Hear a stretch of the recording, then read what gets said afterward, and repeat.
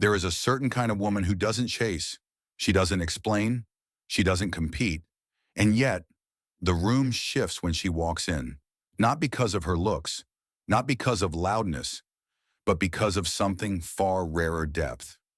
Carl Jung once said, "The privilege of a lifetime is to become who you truly are." And when a woman embodies that truth, when she stops trying to be liked and starts living in her power, she becomes irresistible in the most unexpected way. This video is not about tricks, appearance, or temporary charm. It's about the 6 deeply rooted habits that make a mature woman unforgettable. Because she doesn't just attract attention, she attracts reverence. These are not habits born from fear or control. They are born from emotional work, self-ownership, and a connection to something deeper than approval, authenticity. Let's begin. Habit 1. She chooses presence over performance. The power of still energy. She doesn't perform. She inhabits. You can feel it the moment she walks into a space. She doesn't rush to fill the silence. She doesn't try to impress. She doesn't try to be the most interesting person in the room. Because she knows presence is more powerful than performance. In a world addicted to attention, this woman is magnetic because she doesn't beg for it.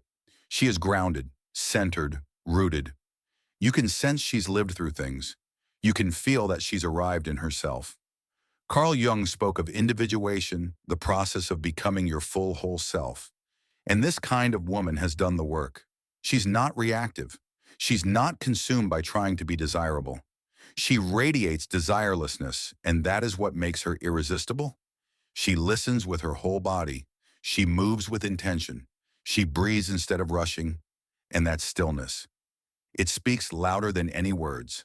Most people live in a state of performance, trying to be liked, understood, admired. But this woman has left that stage. She's not here to play a role. She's here to be real, and that energy. It calms the nervous system of others. It invites safety, honesty, and depth. Because when a woman chooses presence, she gives others permission to come back to themselves. This is the paradox Jung alluded to. The less you perform, the more magnetic you become. Because people aren't drawn to your perfection, they're drawn to your peace. And peace cannot be faked. It comes from knowing yourself so deeply that you no longer need to prove anything to anyone. This woman doesn't chase validation. She lives in alignment. And when you live in alignment, you become the kind of woman who is remembered, not for what she said, but for how she made people feel in her presence. Habit 2. She practices radical self-awareness, knowing her emotional landscape. She doesn't just feel her emotions. She knows where they come from. She doesn't just react, she reflects. This is what sets her apart. While most people are living in emotional autopilot, she's fluent in her own inner world. And that self-awareness, it is her superpower.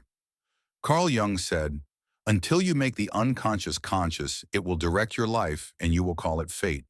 This woman has done exactly that. She no longer blames others for her triggers.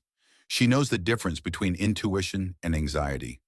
She can hold sadness without collapsing. She can feel anger without lashing out. She can sense fear and still choose love. And in a world where emotional reactivity is normalized, her calm becomes magnetic. Why? Because most people are afraid of their feelings. They suppress them, numb them, or throw them onto others, but not her.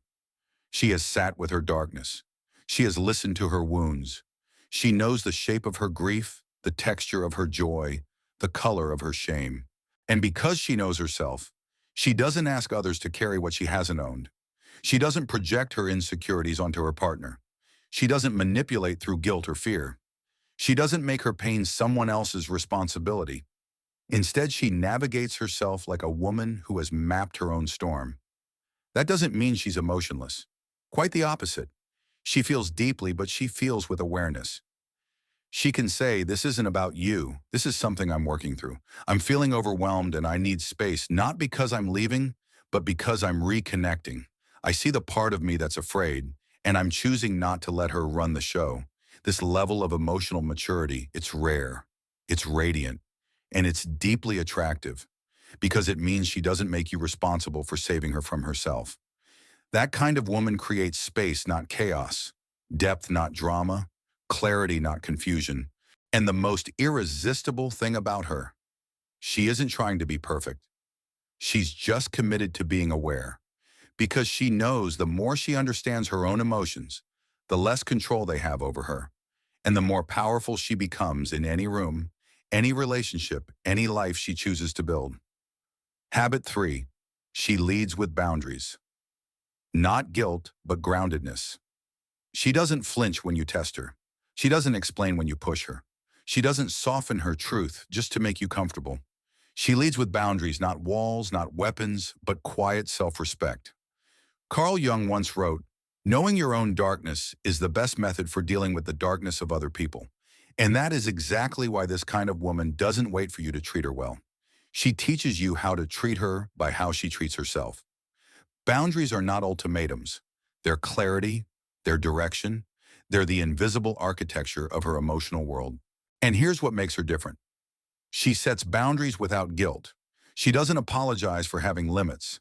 She doesn't feel ashamed for needing space, silence, or solitude. Because she's not afraid of being misunderstood, she's committed to being whole. Most people think boundaries push people away, but in truth, boundaries are what allow real closeness to flourish. Because without them, everything becomes entangled, blurry, resentful, exhausting. But with her, you always know where you stand. She doesn't ghost. She doesn't manipulate. She doesn't test you. She just says, this is what I allow. This is what I won't. And I trust myself enough to walk away if that's crossed. And that is why people trust her. Because her boundaries don't come from fear. They come from self-knowledge.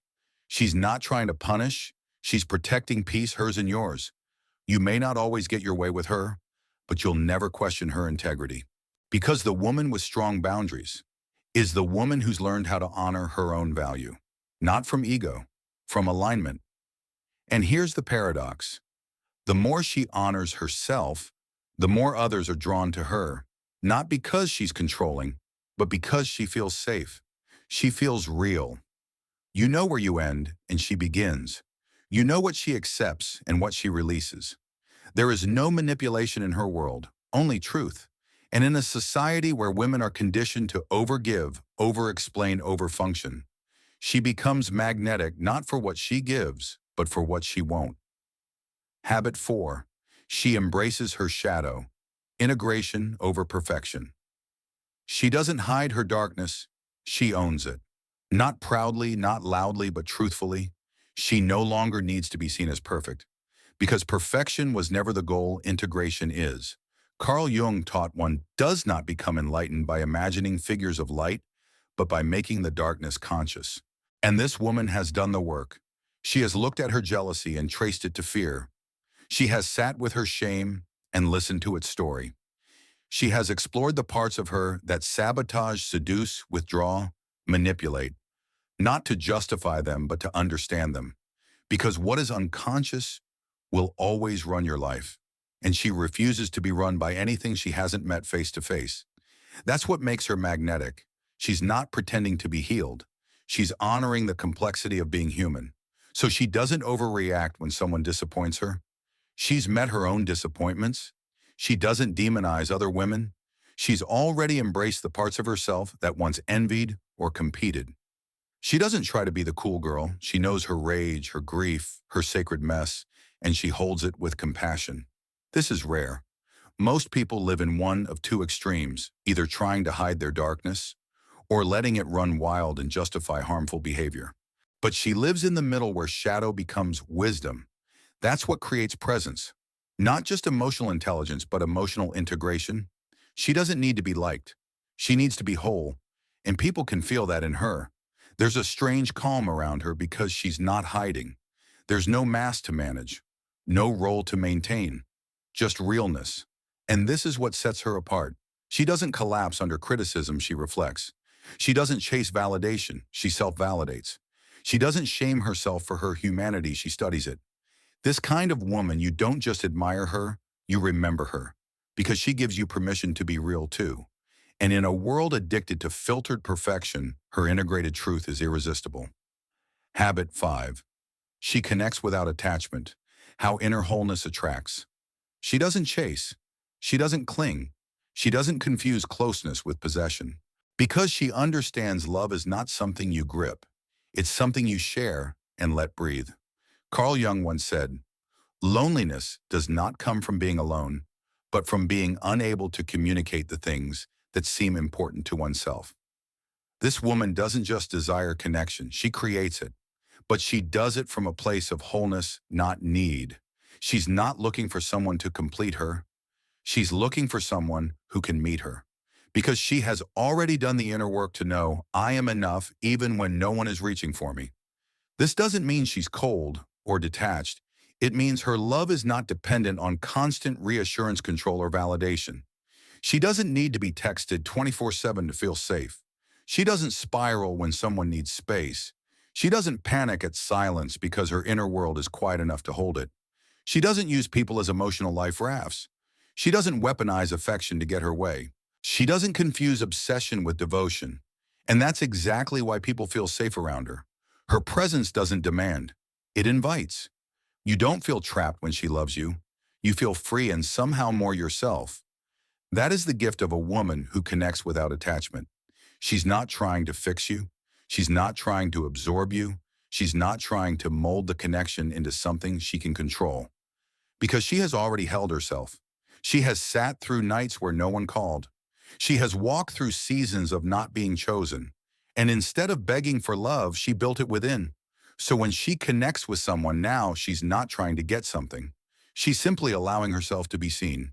And that kind of connection rare, liberating, undeniably attractive. Because it doesn't feel like pressure, it feels like presence. And deep down, that's what we're all longing for. To be with someone who chooses us not to escape their loneliness, but to share their fullness. Habit 6. She embodies authentic femininity. Softness without submission. She is soft, but never small. She flows, but never folds. She leads with her heart, but is anchored in her spine. Carl Jung believed the feminine psyche holds within it a great paradox, the union of receptivity and resilience, tenderness and truth, mystery and power. In this kind of woman, she embodies that paradox not to perform but to live it. She doesn't see femininity as a costume. She sees it as a current, a sacred rhythm that runs beneath performance, beyond gender roles, beyond the superficial definitions handed down by a wounded world. Her femininity is not fragile. It's fierce in its calm, unapologetic in its softness, unshakable in its grace. She doesn't need to dominate a room to lead. She doesn't need to shrink herself to be loved. She doesn't need to harden to be taken seriously. Because she knows true power whispers. It moves through presence, not pressure, through magnetism, not manipulation.